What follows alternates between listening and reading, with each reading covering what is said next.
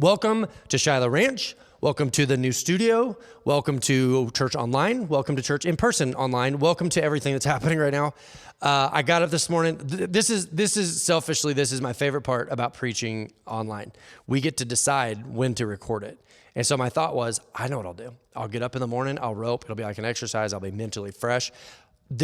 I will never do that again. I say that, I may, but I don't want to ever rope again on the morning that I have to preach, because today was just like the devil got into the steers to mess up this sermon. It was stupid steer day in Powell, Butte. It was just one of those frustrating mornings. And so I will tell you that our steers don't speak Christianese, and they weren't finding gates. They were just running. It was just a weird morning. But here's the good news. Because we're not recording this on a Sunday, Chick-fil-A is open, and Jacob's wonderful, amazing wife, Lydia, is going to get Chick-fil-A. And so I had to get it together because it's a rule that you're not allowed to be ugly on the inside and eat Jesus's chicken. So we're back. We're good? Here we go. We're in a series, we're starting a series. We started it last week with Justin McKee, but we're starting the actual sermon part of the series this week. And it's a series about dreams. And one of the things that I have found is that if you ask somebody, like, what is your dream in life? Like, what are your dreams? Almost without a doubt, people shrink back. Almost without exception. People are like, I don't know. Be a good person. Like vague, something that's not clearly defined. And yet what we find when we go to the Word is that over and over and over again, God is establishing a dream and a purpose and a passion and life more abundantly in the lives of the people that follow Him. And I have felt so confident that this material needs to have space. It needs to get airspace. We as a church should be leading the charge in people who are living with a dream. But when you ask people, even in church, like, what are your dreams? I don't know. It feels like we're living below our own standards. You know, yeah, God wants to do amazing things in your life. What's He doing in your life? Nothing amazing. You're like, that seems like a hard sell. It seems like if we're not experiencing it, it feels hypocritical to say that we want you to live for God. It's going to be amazing. Have you ever seen Nacho Libre when he's trying to describe what it's like to live in a convent? He's like, it's amazing. And everything he describes is terrible. And he's like, you'll love it. I want to know that we understand what the Bible talks about when it talks about giving us a dream. John chapter 15, verse 1 says this. It says, I am the true vine, and my Father is the gardener. He cuts off every branch in me that bears no fruit, while every branch that does bear fruit, He prunes so that it will be even more fruitful. You see a God, you see a creator. He's a very involved God. He's a very involved creator. I think before we can understand what it means to have a dream or a passion or a goal or a purpose, we first have to settle on the fact that we're the creation, not the creator. I think the fastest way to surrender dreams in life is to think that you're the curator of your story. This talks about a gardener that's taking interest basically like in a rose bush and saying, I can do better with that. Not because the rose bush in and of itself is so amazing, but because God is involved in our lives. That's a big piece. It's not in the notes, but I feel like that bears mentioning. You're already clean because of the word I've spoken to you. A dream doesn't mean salvation or not salvation. There will be people who not dream their way into heaven. There will be people who have dreams and goals and passion that are not loving Jesus type people. But he says, because of the word I've spoken over you, like, you're saved. This is not have a dream so that you'll be a Christian. This says, no, you're good. But what's after that? Remain in me as I also remain in you. No branch can bear fruit by itself. It must remain in the vine. Neither can you bear fruit unless you remain in me. That's a promise. I love this promise that God says, I will not turn you loose to have an amazing, purpose-driven life separate from me. It's a safety technique. It is God saying, trust me, I will make sure that you remain dependent. Why? Because it's good for you. That if you're going to have a dream and a goal and a passion, and like you're going to wake up in the morning like, I know what I'm going to do. I know what I'm doing. The God's going, it's going to have to involve being in connection with me. Okay, verse 5. I am the vine and you are the branches. If you remain in me and I in you, you will bear much fruit. Apart from me, you can do nothing. See what he's saying? Like, I want to do amazing things in your life. If you claim to love Jesus, if you claim to follow Jesus, you should also be living with expectation. You should be getting up in the morning expecting that God's going to do something amazing in your life because His word says so right there. It says, I want to bear much fruit through your life. But apart from me, you can do nothing. If you do not remain in me, you are like a branch that is thrown away and withers. Such branches are picked up and thrown into the fire and burned. That's an awakening verse right there. If you remain in me and my words remain in you, ask whatever you wish and it will be done for you. This is to my Father's glory that you bear much fruit, showing yourselves to be my disciples. I'm going to do it no justice, but I'm going to try. In essence, what God is describing to us is where we are and where we're going, what we see today and what we should anticipate tomorrow. And it says that our story and our dreams and our passion and our excitement for life is to the glory of God. That you tell a story of a creator by living with purpose and passion and drive and all these things that just so gradually have drifted into gray in our lives. We talk a lot about canceling these days. It's one of my least favorite things. We're canceling someone. I don't want to take this into a political space because I know there's people like cancel culture is not real. When you hear people say you're canceled, what they're saying is, and I know people that kind of are a proponent of this thing, that, well, your words are so irresponsible that it's causing damage. Your words are so irresponsible that we can't, as a society, afford to have your words being out there. And so we're also going to, like delete your movies and take you off of your platforms and all. Canceling is a weird one because where do people go? Like if they're canceled, where do they go? Where do they exist? Like what do we accept? If cancel culture was given full freedom, where would people go when they get the scarlet letter? Okay, you're canceled. Okay, well then what do I do? Where can I go? Is there a road back? Is there a way I could understand redemption? No. Canceling, the problem I have with it is it's single dimension. You're out. Where do you go? We don't care as long as you're not here. You're canceled, go die.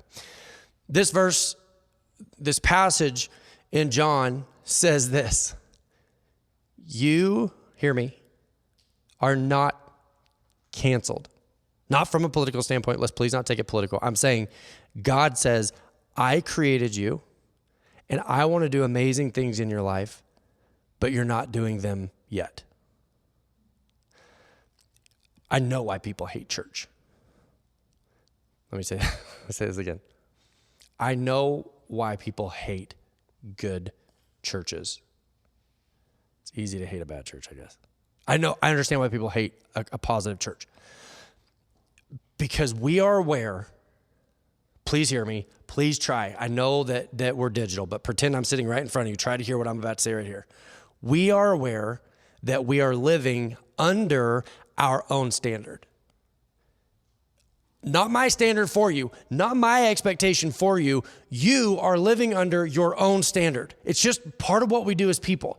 And we don't want to go somewhere and go to church and be reminded that we aren't living up to our own standard. We can tolerate it as long as you don't have to look at it. I will say this, and I'm going to explain it in a minute.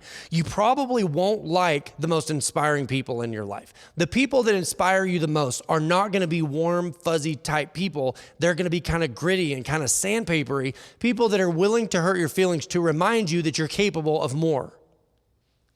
They're almost never likable. I tell my kids this all the time, that when they are guilty, when they feel guilt, it's not because I've said that they're bad. It's not because God has said that they're bad. That's not how God or myself, that's not how I deal with my kids. Guilt says, this is what I expected out of myself, but this is what I did. I didn't live up to my own standard. I said it this way. I don't like for my kids to violate their own conscience. It's a really slippery slope in life when we start to violate our own conscience. We don't think of it as being different than violating someone else's conscience, but it is. It's easy for me when somebody goes, you should do it this way, to go, I don't have to do what you say. But if I have a standard for my own life and I'm not living up to it, that bears mentioning. That should matter to us. God's going, I want to do amazing things in your life. And you go, then I want amazing things in my life. When you don't live up to your own standard, you're saying two things. I know I'm capable of more and I'm not achieving it. I think actually, to some degree, a physical death is not as scary to me as a spiritual death that's described in verse 6. Listen, I'm the vine, you're the branches. God goes, I'm the creator, you're the creation. If you remain in me and I in you, you will bear much fruit. Apart from me, you can do nothing. God goes, I want to do amazing things, but you can't do it on your own. I won't let you do it apart from me. Why would I? I don't want you to be independent from me. And then it says this, if you do not remain in me, you're like a branch that is thrown away and withers. Such branches are picked up and thrown into the fire and burned. I mean, I understand the hell reference there, but I also think there are people that feel like that's what came of their lives. They had goals and dreams and all these things. We were little and we wanted to be John Wayne or Superman, and we had all these dreams. And then as we matured, we realized that maybe the dreams or the goals that we had for ourselves weren't realistic. And we experienced in a sense, a death that says, maybe I'm not as amazing as I thought. I'm just going to settle down. I'm just going to settle back in. I'm trying to find this spot in my notes and I lost it. Here's my first point. There's only a couple today. Here's my first point. If you're taking notes, if you're going to ask questions, hey, I feel like Jacob and I got to be a part of a podcast where we both learned something last Monday night. If you're not tuning in on the podcast on Monday night, do it. Q&A, it's been great. Here's my first point. There is a difference between a standard, if you're living below your own standard, there's a difference between a standard, what you expect of yourself, and a tolerance level. You can tolerate a lot out of yourself. You can get used to a lot of things that you don't necessarily like, but you can tolerate. That's not what I'm talking about. I'm not talking about what you can tolerate out of yourself. I'm talking about a standard of expectation of what you think you should be capable of in your life. I looked up a couple months ago. Yeah, everybody's going to understand what I'm saying. If this sermon gets played 500 years into the future, God forbid it lasts that long, people will get what I'm about to say. If we went backwards 500 years, people would understand this part. I looked up a couple months ago and I realized there are some things in my life that I have started tolerating that don't match the standard that I have for myself. Now listen, it's important to note, I'm not talking about society's standard for me. I'm not talking about my family's standard for me. I'm saying my own standard for myself. I'm a contributor to clutter in my house, and at the same time, I don't like living in a cluttered house. My wife is laughing at me. I know, I'm sorry. I don't want to live in a cluttered house. There's my standard. But my tolerance is, I came in, it's late, I'll pick it up in the morning. I'm not living up to my own standard, I'm living up to my own tolerance. You guys ever had this moment where you walk by the mirror and you're like, ugh. That's not what I wish that I saw. And I'm not talking about aging. I'm talking about things that are avoidable. A standard of a certain amount of presentability that you hold for yourself. What I can tolerate out of myself is not what I expect out of myself. I had to go get a haircut yesterday because I looked up and I said, I'm going to preach about living up to my own standard and holding myself to a standard and believing that I'm capable and all these things. And I looked up and I'm just a mess. I'm just, ugh. I almost tore a button off of my shirt the other day because I'm so used to wearing those old blue pearl snap shirts. I just find myself sort of just drifting as though nothing good is ever going to happen. No dream is ever going to come fulfilled. Dreams are for other people. Goals are for other people. I'm not living with inspiration. I'm living out of just a sense of survival. And I looked up and I thought to myself, I'm like, this is not what I wanted for myself. This is not the kind of life I wanted for myself. And so when I read that God's like, I want to do amazing things in your life, I look and I go, I'm not living as though that's true. Spiritually, I'm not digging into the word with expectation. I'm digging in for enough so that I can preach on it. I don't want that to be the standard of my life. I don't want my relationships. I don't want to give the bare minimum. I don't want to live an uninspired life. But if I'm not careful, I can tolerate one. Does that land with anybody else? That the life that I can tolerate is not the life that I want. How much do you panic clean when someone comes over? What you're saying is, I want to be seen as this, but I can tolerate this. Yeah, people are coming over. The little joke used to be like you throw stuff in your oven, just hope nobody turns it on. Like you're just like, okay, hey, what's up? I want to be presentable. What you're saying is I'm not living up to my own standard, but I'm tolerating it. Here's why you won't like the people. Here's why you will not like the people that inspire you the most. The most inspiring people in your life may not be the most lovable people in your life. Here's why. There will be people who don't honor the boundaries that you set for yourself in your own life. That's not what I'm talking about. There will be people who try to hold you back from standards that you hold for yourself. That's not what I'm talking about. I'm talking about people who won't accept the life that you will tolerate in yourself because they know what you're capable of. Actually, in my own life, I feel like this is a little bit of a curse and a blessing at the same time. I feel like to some degree, I have this history. It's like this thing that God has done in my life that when I'm around people, they seem to sort of level up a little bit. But I also don't always feel like deeply, deeply loved either. I'm good with that calling. I mean, if that's part of the calling is like, hey, sometimes you need, it's a precious few. Sometimes you need people in your life that hold you to a higher standard and don't hold you to what you can tolerate. That's why people aren't super lovable that are inspiring, is because you don't want to be reminded that you're settling. You don't want to be reminded that God's like, I want to bear fruit through your life. And you're like, well, there's no fruit. I know, I don't want to think about it. I want to talk about it. I'm in a routine and I'm in a pattern. Wives, can I talk to the wives specifically for a second? If your dream and your goal, listen, I'm going to tiptoe, hear my heart. If your goal in life was to get married and have kids and go to soccer practice and cook and be a homemaker, please understand that is one of the most beautiful callings in life. But I wonder sometimes if moms don't find themselves in a rut of just serving everyone else because deep down they've surrendered some sort of expectation of their own life. Husbands, I'm going to talk to you for a second.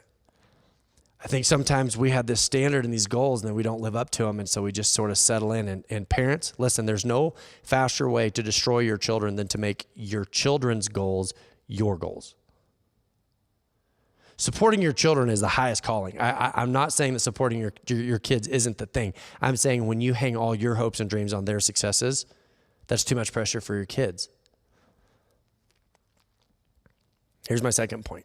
What your standard and your tolerance, that's a different thing. But the second thing is we are capable of canceling ourselves. People cancel themselves. Listen to this in 1 Kings. I say listen to this a lot. I assume you're listening. Listen. Verse 3. When Elijah heard this, God didn't do what Elijah thought God should do. Elijah didn't live up to the goals that Elijah had set for Elijah's life. And he's flooded with disappointment. It says, when he heard this, he was afraid and ran for his life. Taking his servant with him, they came to Beersheba in Judah. Judah left his servant there. He fired his servant. He left him there. Then Elijah walked for a whole day into the desert, sat down under a bush, and asked to die. Just cancel me. My story is over. It didn't work. Just cancel me. Take me out. I don't want to do this anymore. I've had enough, Lord. Every pastor that hears this, let me speak to you for just a second. We've all been there. We've all been there of like, God, it feels like I cook every single week and I'm not sure that people are eating it. I'm trying. I don't know what to do. What am I supposed to do? We have this goal for what is going to happen, and inevitably God doesn't do it the way that we thought it would. Just take me out. Lord, I've had enough. You want to know what actually bums me out a little bit? And Lacey's eyes are getting big, but I'll tiptoe. When people come to the church week after week after week after week, which I love, and I'm glad that you're here, but then you see them post something about God's going to get you. And I'm like, am I being heard at all? Lord, just take me. I'm done. Let me die. I'm no better than my ancestors. And he lay down under a tree and slept. We cancel ourselves because when an external dream dies, we internalize it. When our dreams that we set for ourselves don't work out, and listen, here's some bad news. Almost every dream you have won't work out. Because if it did, you would just set a higher one until eventually you reached a goal that you couldn't achieve, and then it would fail, and then you'd have to deal with this anyway. No one achieves everything they set out to achieve. But when your external dreams die, as people, we internalize that. Can anybody relate to this? This is why the word, what is your dream in life? That's why we cringe, is we've lost this hope that we'll ever realize those dreams. We'll ever get there, that things are going to turn out in a way that's meaningful and yeah, it's great. You go, what is your dream? And if someone is over the age of 12, they're like, oh, I don't know. Let's just make it real general. Where are you aiming your arrow? For the ground, wherever it hits. That's where I wanted it to go. What's your goal? To just be alive. You're doing it. canceling myself. When you get to that place where you go, well, my dreams didn't work out, so I give up. I quit. I'm just going to settle in. I'm not going to live up to my own standard. I'm going to live up to my own level of tolerance, but I'm not going to achieve. I'm not going to live with expectations and goals and dreams and purpose. It didn't work out. It didn't work out. It's not a battle for your dreams. It was a battle for your ownership. God goes, that's not the dream I had for you. That's not the goal I had for you. And you go, then I'd rather die. That's exactly what Adam and Eve said. We want an adventure. They had everything. But the one thing they didn't have was the other side of the hill. They go, if you eat that, you'll die. And they go, we'd rather die. It's a battle for the ownership. When your initial dreams die, congratulations, now you're human. Now you get to figure out what it means to curate a dream that is based in production of fruit. That's what Jesus is describing. I want to produce in you a life that goes beyond the silly little dreams you had. You know what I believe is true? I believe this is true. If you will track back to whatever your dreams and goals were that didn't work out, they weren't really your goals anyway. They were a means to something else that you weren't able to really clarify. I wanted to be accepted. I wanted to be known. I wanted to be loved. We don't say it that way. We go, we want to win. We want to accomplish this. We want to be rich. Nobody wants to be rich. Everybody wants to be secure. Everybody wants to be free. Everybody wants to have options, but we don't say those things. And so then when we don't achieve the original goal, we lose faith in ourselves and we give up. We cancel ourselves. Exodus 3, verse 11. It says, but Moses said to God goes, I'm going to do an amazing work in your life. And Moses is like, I can't go back to Egypt. I straight up killed a guy. Like, that seems like a pretty good disqualifier. Oh, murder. I'm not a great man. How many people listening to this sermon would say, that's exactly how I feel? God goes, I'm going to do something great in your life. And you're like, I'm not a great person. I'm not a great man. I'm not capable of greatness. How can I go to the king and lead the Israelites out of Egypt? God said, I will be with you. This is proof I'm sending you. After you lead the people out of Egypt, all of you will worship me on this mountain. Moses said to God, when I go to the Israelites, I will say to them, the God of your ancestors sent to me. What if people say, what is his name? What should I tell him? I heard it described this week in a podcast that awe, A-W-E, awe, is a moment where you feel small, but you're okay with it. Have you ever been in this place in your life? You see, like, hey, I'm going to tell you what, when you see storms in Texas, like, we have mountains and stuff here that kind of break things up, but Texas, it's all flat. And so you see these storms and it's just huge. And you can sit there and look at it for a minute and you're like, oh my word, I'm so little. Moses is looking at a burning bush and he's seeing something that's making him feel even smaller, but he's drawn to it. It doesn't say he saw the burning bush and ran away from it. He's drawn to it. That's what awe is. That's what reverence is. We all want to believe that God is amazing, and that in our smallness, we're drawn to it because we want to somehow attach ourselves to something bigger. That's what a dream is. That's what a dream is I want to be a part of something bigger than myself. I don't want to just give up and survive. I don't want to just give up and go through a routine every day. And yet, how many of us would say, I'm not great. I'm not capable of great. He's canceled himself, but he's experiencing this moment of awe. God's calling Moses to a dream, and Moses goes, you got to understand, I can't even live up to my own expectations. I'm managing my tolerance level with these sheep. The morning that I had roping, I have this like deeply sympathetic moment for Moses. He's going, I'm managing my tolerance level. There's no way I'm going to achieve or exceed my standard of nope. And God goes, Moses, put your name, like put a line and then the rest of the sentence. And in that line, I want you to put your name. In your mind, I want you to write your name out just like a signature. God is saying to you this. God said to Moses, I am who I am. When you go to the people of Israel, tell them, I am sent me to you. I love that so much because we go, oh, I'm not a great man. And God goes, you don't have to be. He's not calling you to anyone else's expectations. I think this is groundbreaking stuff. I really believe this. God's not calling you to someone else's expectations. He's just reminding you of your own standard. Because whatever standard for greatness God has put into you, you are blatantly aware of it, even when you try to forget it. That's why it's your standard. God's going, I want to do something in your life. If somebody comes up to me and they're like, Jordan, I'm really disappointed in you. You should be 7 feet tall. I would go, I don't know what you want me to do with that. I can't do anything about that. But if somebody were to come up to me and go, I feel like you could be in a little bit better shape. I'd be like, hey, down, back off. I feel like you could be a little kinder. I feel like you could be a little more dedicated in these areas. If they're right, something triggers, and I'm like, ugh, I know. See, nothing snaps in your head if somebody goes, you should be 7 feet tall. I'm like, that's not true. If somebody goes, there's some things like that you could be addressing. Why do I know that they're right? Why do I know that? Why do I feel that? Because God didn't put us on this planet to not live with dream and expectation and anticipation and purpose. Oh, I love how this is going to end. We're almost done, but I actually love the ending of this sermon almost as much as I have everything we've gone to so far. John 15 says, I am the vine, you're the branches. If you remain in me and I in you, you will bear much fruit. Apart from me, you can do nothing. So what he's saying is this: I'm going to give you dreams again, Moses. I'm going to reestablish a dream in your life, but also I'll be the sole audience. Why is that important?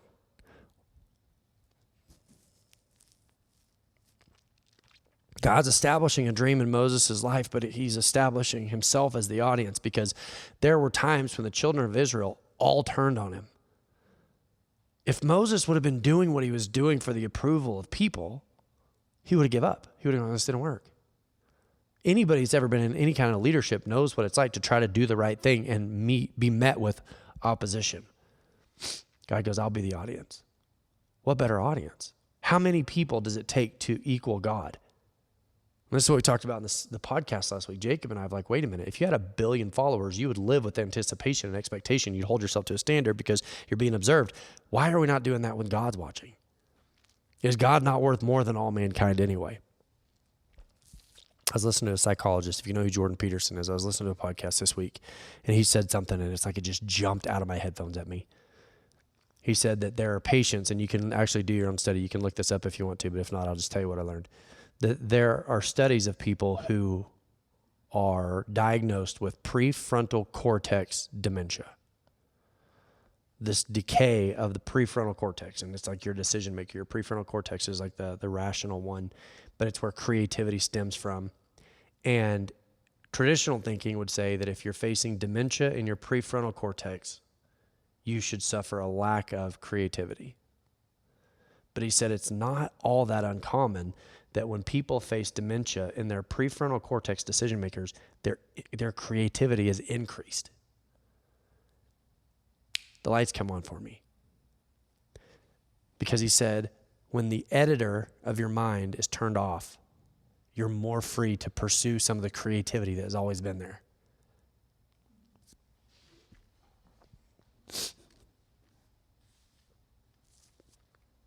And I'm like, that's it. I wonder sometimes if God's not trying to reestablish creativity and awe and wonder and excitement and anticipation, but we've fallen victim to this editor in our brain that goes, that's not going to work. It's not going to do it. He can't, you can't do that. You're not capable of that. You're not a great person. And God goes, that's not what I said. I said, I'll do amazing things through your life and I'll be the audience.